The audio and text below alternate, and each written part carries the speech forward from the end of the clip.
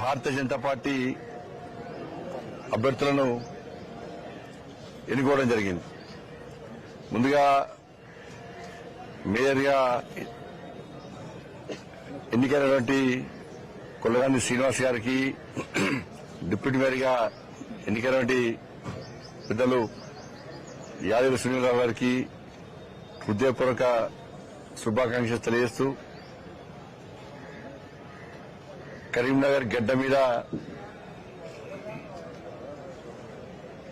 ప్రజల ఆశీస్సులతో కాషాయపు జెండాను ఈ కార్పొరేషన్ మీద ఎగిరేయాలనే కళ ఈరోజు నెరవేరింది. దీనికోసము అనేక సంవత్సరాలుగా కరీంనగర్ ప్రజలు ఎదురుస్తున్నారు, భారతీయ జనతా పార్టీ ఎదురుస్తున్నది. ఆ ప్రజల సహకారంతో ఆ ప్రజల యొక్క ఆకాంక్షను నెరవేర్చిన ఈరోజు చాలా సంతోషకరమైన రోజు. ఇంతకుముందు మీరు చెప్పినట్టు నిన్న పక్క దేశంతో క్రికెట్ మ్యాచ్ లో భారత్ గెలిచింది. ఈరోజు పక్క పార్టీలతో యుద్దంలో కరీంనగర్ లో ఆడిన కబడ్డీ ఆటలో మేయర్ కప్ను భారతీయ జనతా పార్టీ గెలిచింది. దీని వెనుక అనేక కుట్రలు, ప్రజలకు బయటికి కనిపించని కుట్రలు, కుతంత్రాలు, అవి బయట చెప్పరానివన్నీ కూడా. కానీ ఎన్ని చేసినా కూడా ధర్మం వైపే, ప్రజాస్వామ్యమే ఎప్పుడు గెలుస్తుందన్న విషయం ఈరోజు స్పష్టమైంది.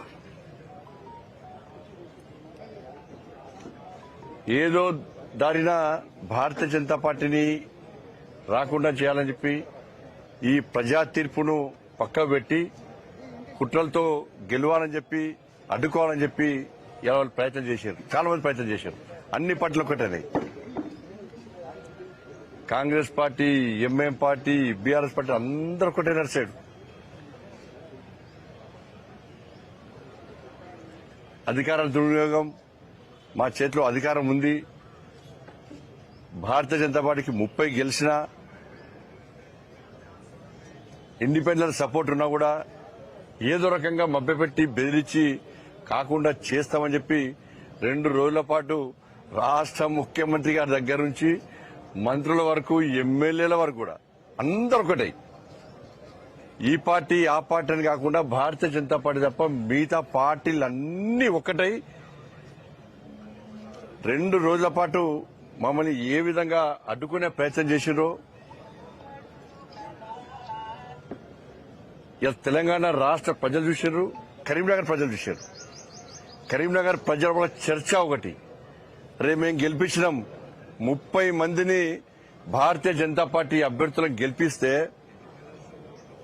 ఇలా వాళ్లకు మేయర్ పదవి రాకుండా ఈ పార్టీలన్నీ కలిసి అడ్డుకుంటాడని చూసి ప్రజలు ఆశ్చర్యపోయారు, విస్మయాన్ని వ్యక్తం చేశారు. గింత కుట్రలా, ఇంత కుతంత్రాలా? కానీ అందరు ఒకటేరు. కానీ ఏం సాధించకపోయారు. చివరకు సాధించింది భారతీయ జనతా పార్టీ. దానికి కారణం లేదు, కేవలం భారతీయ జనతా పార్టీ బలపడుతుంది. భారతీయ జనతా పార్టీని కరీంనగర్లో రానియద్దు. ఈ కరీంనగర్లో భారతీయ జనతా పార్టీ మేయర్ అయితే రాబోయే రోజుల్లో తెలంగాణ రాష్ట్రంలో భారతీయ జనతా పార్టీ ప్రభుత్వం ఏర్పడడానికి ఒక సెంటర్ కాపుతుందని చెప్పి ఈ పార్టీలు భయపడ్డాయి. చర్చించారు వాళ్ళందరూ కూడా. కరీంనగర్లో ప్రభుత్వం ఏర్పడాలన్నా ఇక్కడి నుంచే, ప్రభుత్వం పోవాలన్నా ఇక్కడి నుంచే గతంలో జరిగిన సంఘటనలు గుర్తుంచుకునే భారతీయ జనతా పార్టీ ఇక్కడ విజయం సాధించింది. కాబట్టి నెక్స్ట్ ఇది తెలంగాణ రాష్ట్రంలో భారతీయ జనతా ప్రభుత్వం ఏర్పడక కూడా లేదని చెప్పి భయపడే వీళ్ళందరూ ధైర్యంగా ఎన్నికల్లో అడ్డుకోలేక ప్రజలు తీర్పు ఇచ్చినప్పుడు కూడా దాన్ని పక్క పెట్టి ఈరోజు అడ్డుకునే ప్రయత్నం చేసినప్పుడు కూడా ఇలా 100% ఇలా భారతీయ జనతా పార్టీ గెలిచింది, ప్రజాస్వామ్యం గెలిచింది. మా మోడీ గారికి మాటిచ్చొచ్చినాం మేము, సార్ కరీంనగర్ కార్పొరేషన్లో భారతీయ జనతా పార్టీ గెలిపిస్తాం సార్.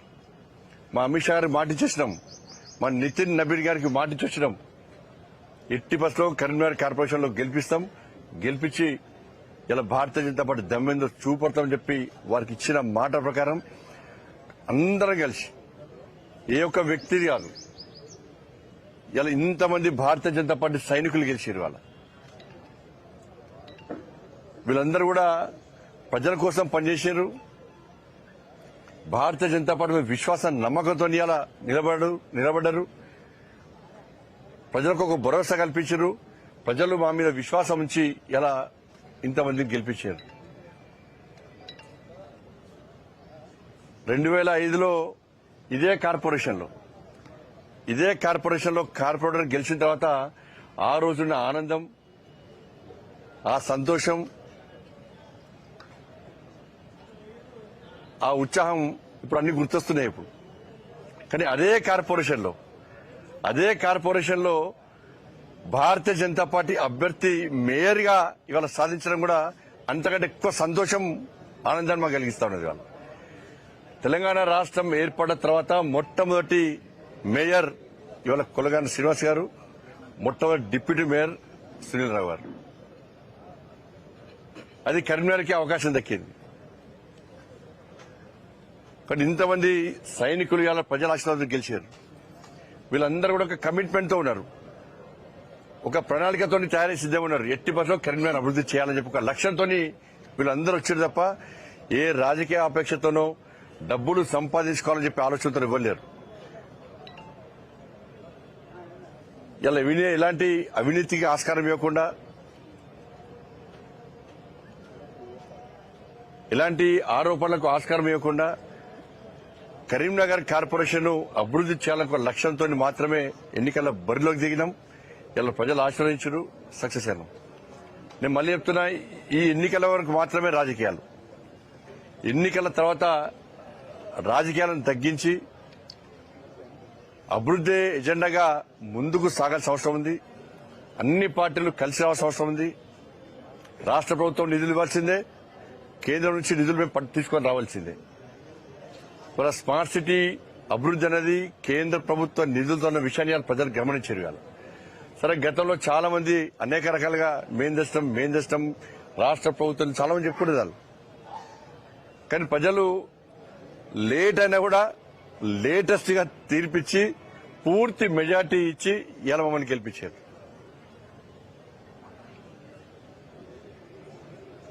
అంటే రాబోయే రోజుల్లో కూడా తప్పకుండా కరీంనగర్ అభివృద్ధికి సహకరిస్తాం, నిధులు తీసుకొస్తాం.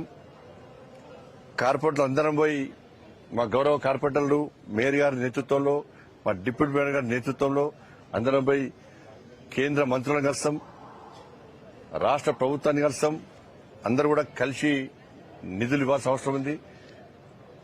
ఇది బీజేపీ మేయర్ అని చెప్పి నిర్లక్ష్యం చేస్తే కూడా వదిలిపెట్టే ప్రసక్తి లేదు. అలా ఎంత ఇబ్బంది అనిపిస్తుందంటే, నిన్న వాళ్ళు చేసిన కుట్రలు మామూలు కుట్రలు. ముఖ్యమంత్రి కూడా ఇవాళ జిల్లా టీవీలు చూసినాం, మేము సోషల్ మీడియా చూసినాం. అయిపోయింది, బీజేపీ కణం అయిపోయింది అన్నారు. కాంగ్రెస్ పార్టీ గెలిచిందన్నారు. బీజేపీ రాదు. కొంతమంది ఖేల్ ఖతం, దుకాన్ బంద్, బీజేపీ ఖతం, రకరకాలుగా ప్రచారం చేశారు. కానీ ఎక్కడ మేము పట్టించుకోలే.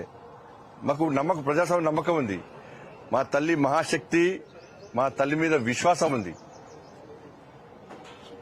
ఇంత మేము సాధించామంటే నేను నమ్ముకున్న ఆ మహాశక్తి అమ్మవారి యొక్క ఆశీర్వాదం, ఆ తల్లి యొక్క కరుణ కటాక్షాలే.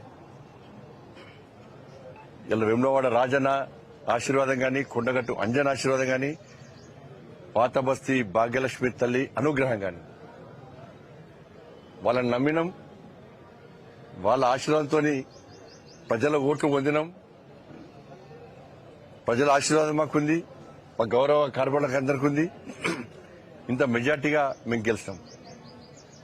కానీ దీన్ని కాంగ్రెస్, బీఆర్ఎస్, ఎంఐఎం పార్టీలు ఎందుకు గుర్తించలేకపోయినాయి? అన్ని పార్టీలు కలవడానికి కారణం ఏదో ఉండాలి. స్పష్టం చేయాల్సిన అవసరం ఉంది. మీరు అందరు కలిసి మీరు సాధించింది ఏంది? బయటికి వచ్చి ఊకదంపుడు ఉపన్యాసాలు ఇచ్చి ప్రజాస్వామ్యాన్ని కాపాడాలి, రాజ్యాంగాన్ని చేతిలో పట్టుకొని తిరిగే కాంగ్రెస్ పార్టీ పార్లమెంటు వేదిక గాని బహిరంగ సభల్లో రాజ్యాంగ బుక్కును పట్టుకొని తిరిగే కాంగ్రెస్ పార్టీ 35 మంది అలా మాకు మద్దతిస్తే బలవంతంగా ఎత్తుకపోయి కుట్రలు చేసి ఫామ్ హౌస్ లో వేదికగా హోటల్లో వేదికగా మీరు అందరు కలిసి కుట్రలు చేయడానికి కారణం మీద ఒక కారణం చెప్పండి. మీరు ఎవరి మీద కోపం మీకు? ఎవరి మీద కోపం మీకు? మీరు గెలిచింది 14 సీట్లు. మీరు గెలిచింది 14 సీట్లు. ఈ బడబాయి చోటబాయి గెలిచింది 3 సీట్లు. 3 సీట్లు. బీఆర్ఎస్ పార్టీ గెలిచింది 10 సీట్లు. మీ అన్ని కలిసినా 9. మీ అన్ని కలిసినా కూడా ఇలా మ్యాజిక్ ఫిగర్ దాటలేదు. మరి దేన్ని నమ్ముకొని మీరు మమ్మల్ని రాకుండా అడ్డుకునే ప్రయత్నం చేశారు? నిధులు ఇవ్వలేదా కరీంనగర్కు? కరీంనగర్ స్మార్ట్ సిటీ కాలేదా? కరీంనగర్ అభివృద్ధి చెందలేదా? ఇంకా చెందాల్సి లేదా? 11 సంవత్సరాలు బీఆర్ఎస్ పార్టీ ఒక పైసా ఇచ్చిందా? 2 సంవత్సరాలు కాంగ్రెస్ పార్టీ ప్రభుత్వం ఒక పైసా ఇచ్చిందా? మీరు హామీలు ఇచ్చిరా? మరి దేనికి అడ్డుకునే ప్రయత్నం చేశారు వాళ్ళు? ఈ చీకటి ఒప్పందాలేంది?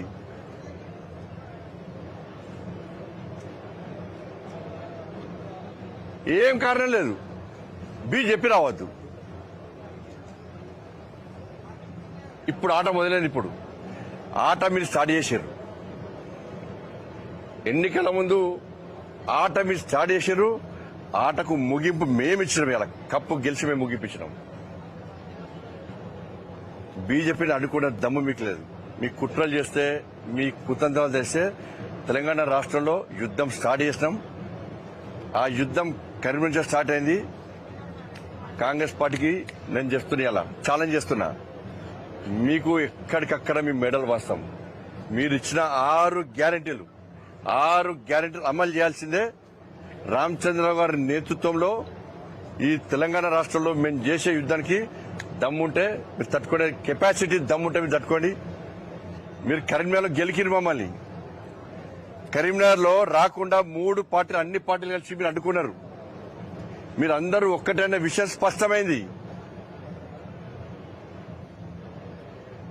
ఇప్పుడు స్టార్ట్ అయింది ఆట. మళ్ళా కొత్త ఆట మళ్ళా స్టార్ట్ అయింది. ఇస్తాం, దాన్ని కూడా పక్కా ఇస్తాం. మేము పక్కా ముగింపిస్తాం. మేము మిమ్మల్ని వదిలిపెట్టే ప్రసక్తి లేదు. మేము ఏదో రెచ్చిపోయి చెప్తాం. నిన్న మీరు చేసే కుట్రలను చూసి బాధపడి మేము ఎక్కడ భయపడలే. కాంగ్రెస్ వాళ్ళు, బీఆర్ఎస్ వాళ్ళు, ఎంఏ పార్టీలు చూసి నవ్వుకున్నాం. మేము మా క్యాంపులో అందరం నవ్వుకున్నాం. మేము వీళ్ళు గింత పిచ్చోళ్ళ 40 సంవత్సరాలు, గిన్ని సంవత్సరాలు దేశాన్ని పాలించిన కాంగ్రెస్ పార్టీ ఏం ప్లాన్ లేకుండా, అవగాహన లేకుండా ఎట్లా వస్తుంది అనుకున్నారు? బయట పోతే బీఆర్ఎస్ పార్టీ, కాంగ్రెస్ పార్టీ వేరంటారు. కానీ బీఆర్ఎస్ పార్టీ కార్పొరేటర్కు నేను అభినందన చెప్తున్నాను. నాయకులందరూ ఒకటారు. నాయకులందరూ ఒకటై బీజేపీని అడుగునే ప్రయత్నం చేశారు. కానీ బీఆర్ఎస్ పార్టీ కార్పొరేటర్ కొంతమంది ప్రసక్తే లేదు. భారతీయ జనతా పార్టీ 30 సీట్లు గెలిచింది. వాళ్ళకు స్వతంత్ర అభ్యర్థులు వారికి మద్దతు ఇస్తున్నారు. వాళ్ళకు 35 సీట్లు ఆల్రెడీ మ్యాజిక్ ఫిగర్ వచ్చేసింది. ప్రజలు చులుగా చూస్తారు. కరీంనగర్ లో భారతీయ జనతా పార్టీకి ప్రజల ఆశీర్వాదం ఉంది. మనం ఈ కుట్రలు చేయొద్దు అని చెప్పి బీఆర్ఎస్ పార్టీ కార్పొరేటర్లు ఇవాళ అడ్డుకున్న విషయం వాస్తవం. బుద్ధుండాల కాంగ్రెస్ పార్టీ, బీఆర్ఎస్ పార్టీ నాయకులు సిగ్గుండాలి మీకు. గిదా మీ కుట్రలు మీది?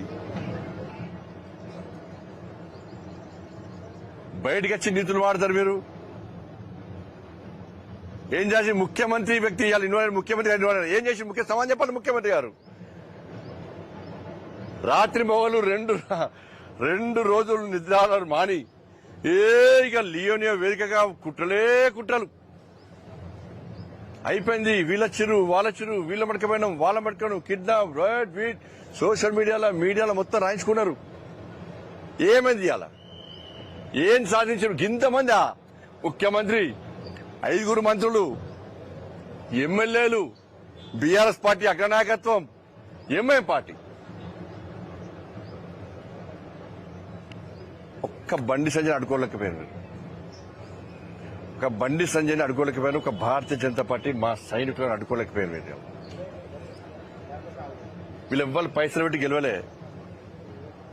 వీళ్ళందరూ నెల రోజుల నుంచి గత 2 సంవత్సరాల నుంచి ఒక్కొక్కరు ఇళ్లలో తిరిగి ప్రజలకు విశ్వాసం కలిగించి ప్రజల ఆశీర్వాదం గెలిచిన అందరూ కూడా. చెప్పాలి ముఖ్యమంత్రి గారు చెప్పాలి, ఏం సాధించిన ముఖ్యమంత్రి గారు చెప్పాలి. ఇవాళ చెప్పుడు కన్వీనర్కి ఎన్ని నిధులు ఇచ్చారు మీరు? అలా నిధులు ఇయ్యారా? ప్రజలు మీరు ఆశీర్వాదం గెలిచిన అడ్డుకుంటారా?